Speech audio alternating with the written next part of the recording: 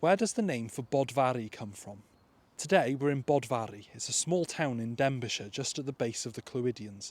The name's made of two parts. The first part is bod, which means an abode, a long-term residence, and that either comes from the Welsh verb bod, meaning to be, or from Old English abod, meaning an abode, a long-term residence. The second part of it is somebody's name, but to understand whose name exactly, we have to go back in time a little bit.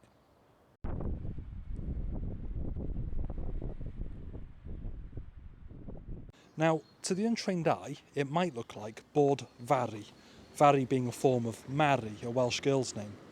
But in order to really understand where the name comes from, we have to go back in time.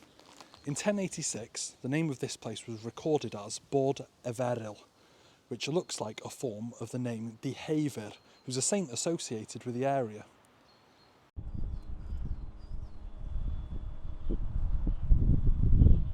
So Deheuwr, the saint whose name was given to Bodfari, lived in the 5th century, and his full name was Deheuwr ap Hywystal Gloff.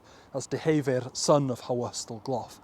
And because of the unusual phonetics of his name, it's changed in different ways throughout the centuries. So it gave the name Fari to Bodfari, but also through Deheuwr becoming Ddiair, it gave its name to a local well associated with him called Ffynnon Ddiair.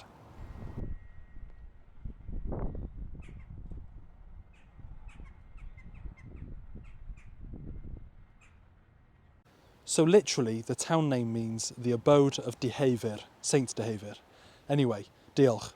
Thank you, subscribe for more, give us a like and a share, and if you want to support me on my quest to explain every place name in Wales, check out my Patreon. The link's in my bio. Have a good one.